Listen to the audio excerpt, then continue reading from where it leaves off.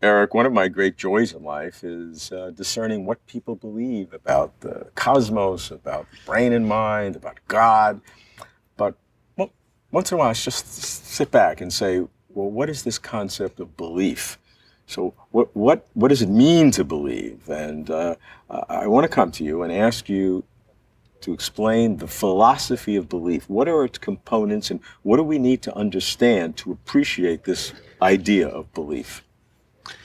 So there are three main approaches to what it is to believe something. We can start maybe with eliminativism, which is the view that the very folk idea of belief is like the idea of witchcraft, if you don't believe in witchcraft, right? Or phlogiston or the ether or something like that, right? That we've got a broken concept, and this thing, belief, that we think we're referring to, in fact, doesn't refer to anything. I think that view seems pretty unintuitive, and that's not my own view, but to kind of How do you support that? One way of thinking about it, I think, when I'm trying to present that to undergraduates, for example, right, is I say, well, think about something like love, right? You could say, love, you love chocolate, you love your wife, you love philosophy. Seems like a very different kind of thing. In each of these cases, you might think there's no one thing in common among all of these types of things we use the word love to refer to. You might think maybe with a more sophisticated vocabulary and after more science, we might dispense with this term love and replace it with more specific, accurate things, right? So I think that's one way of thinking about eliminativism, right? Is that, yeah, of course, you're kind of getting at something in a vague way when you talk about what you believe, but maybe that term is pretty muddled and mushes together a bunch of things that don't deserve to be mushed together. Okay, fair. Okay, that's one. So that's one. So another one is representationalism. On a representationalist view, to have a belief is to have, well, one way of putting it is that there's a sentence inside your head, right? A sentence in the language of thought is the way Jerry Fodor puts it, right? So you can imagine that your mind is constructed to manipulate representations. Like you might have a sentence like, water is H2O, and there's like a little metaphorical box in your head where it's got that water is H2O written in it, right? And then to believe is basically to have that representation stored in your mind and to be able to access it. When someone says, oh, well, what's the chemical formula for water? You pull out that representation and you say, water is H2O, right? And if someone says, well, some water is H3O, right? Then you might update your representation, right? So that would be a representationalist view. And that's probably the dominant view in philosophy, some sort of representation stored in the mind.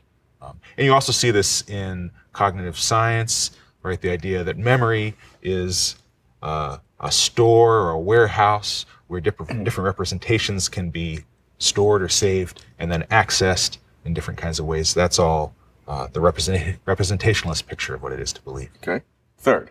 And the third, and my favorite, is the view that to have a belief is to be disposed to act and react in a certain kind of pattern of ways to the world, right? So what is it to believe that your car is in the driveway? Well, it's just to be disposed to say, my car is in the driveway if someone asks you where your car is. Or if you decide that you want to go to your car, you'll go to the driveway. Or if you look out at the driveway and there's no car there, you feel surprised. So there'd be a variety of kinds of outward behaviors that would be consistent with believing there's a car in the driveway, and a variety of inner experiential phenomena that would also kind of be consistent with that or fit into what I think of as a stereotypical pattern. So to believe is just to have a variety of dispositions, a variety of ways of acting or reacting that we would think of as characteristic of believing. That sounds like behaviorism, where the only way you can access what's happening is by a behavior as opposed to looking inside our ways of thinking. So this approach has behaviorist roots, but I'm definitely not a behaviorist. So the people who've said things closest to this, people like Ryle and Davidson and Dennett, have all emphasized patterns of behavior as constitutive of having belief. But I think it's not just patterns of behavior, I think it's patterns of inner experience. Yeah, okay. So that makes it not behaviorist, right? So the feeling of surprise or the thinking to yourself in inner speech, that's just as much part of the pattern that's constitutive of believing that your car's in the driveway as is the outward behavioral disposition. Right. So the kind of standard objection to the old behaviorist views of belief is to say, well, but sometimes you have inner stuff that doesn't get manifested in behavior. And I think that is a good objection. And you're equating the two. You're saying if it's an outer behavior that you can see, or if it's an inner reaction, which is also a behavior, they're equivalent. You're not privileging the external behavior. They're both equally part of the picture. I'm not privileging it. So my view is similar to those behavioral views in its kind of emphasis on the patterns of reaction. But willing to take it internal But as it well. takes the internal stuff as just as fundamental and irreducible, and it takes the internal stuff as just as important as the outward stuff. Let's take an example. I can take one. Why are you a Republican? And you may not be, but pretend you are for a moment. Okay. Or why do you believe in God or don't? How do the different approaches to belief, the eliminativeness, the representation, and the behaviorist approach, how would they enable us to understand a specific belief, like the examples I gave? So if you took something like believing in God, then a representationalist might say, well, look, you're going to have God exists, say, stored in some sort of representational format in your mind. And then if someone says, do you believe in God? You pull it out, right? Or if you need it for an inference, right? If God exists, then such and such, then you pull it out to do that inference. That seems to work. I think it's a beautiful metaphor. But when I say it, I have trouble taking it seriously because I don't think there's a belief box in there. Of course, Fodor doesn't think there's literally a box that contains these things, but to me, it seems so metaphorical. And I think it breaks down, actually, in the case of believing in God, I think it breaks down in really interesting ways. Right? So one of the reasons that I tend to favor these dispositional types of approaches, not behaviorist.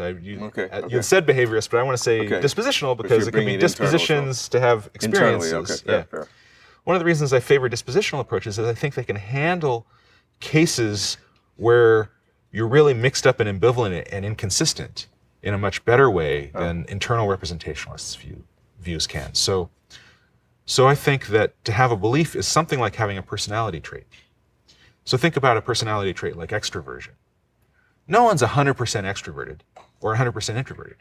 What it is to be extroverted is to be disposed to enjoy parties and to meet people and, to be talkative and expressive about your emotions and stuff like that, right? And the kind of closer you are to matching that pattern of outer behavior and inward reactions like enjoyment of parties, right? The closer you are to matching that, the more true it is to say of you, or the more accurate it is to say of you that you're an extrovert, right? And an introvert will be someone who doesn't match that very well at all, right? It matches a very different stereotype, right? And then you'll have in-between cases. So I think that with something like belief in God, we're often, I would suspect most people, are pretty mixed, right? So they might be disposed to say, I believe in God, right? But do they have that emotional reaction to their environment, right? They might say something like, oh, well, I believe that sin would be punished by eternal torment, but do they live their lives as though that's true? And I think that believing something really is about living your life in a certain way, right? So if you don't live your life as though God exists, that's like, but you say it comes out of your mouth, right? That's like being extroverted in one way, but not extroverted in another. And then we don't say you're fully an extrovert. So I think likewise, someone who says, I believe in God, and maybe does some things that are consistent with, and has some inner feelings that are consistent with that, is like this mixed partial extrovert. Which is why you think the dispositional approach to belief gives you a more sophisticated understanding of what belief is. Right, because if it's a sentence in the belief box, it seems like either the sentence is there or it's not there, right? So you either believe it or you don't, and it doesn't give you or maybe you believe both simultaneously, but then which one do you access? It doesn't. I think it's much more natural to handle these kinds of mixed cases with a dispositional approach. Or if I could use another example, think about most men in our society will say women are just as smart as men, right? But I think a lot of them implicitly don't think that, right? So they, in some ways, they react as though that's true. They live their lives as egalitarians. That's what comes out of their mouths. That's what they sincerely feel when someone asks them that. But do they behave in that way in their actual interactions with actual women? Well, I don't think all of them do, right? So this again would be a case where you have what I call a mixed dispositional profile. And so you say, that's an in-between case. It's not really quite right to say that this implicit sexist really believes that women are just as smart. It's not quite right to say that he doesn't believe that. Just like in a personality case, you wouldn't say, yeah, he's 100% extrovert. Much more natural, I think, to handle those kinds of cases with a dispositional approach than with a sentence in the box approach.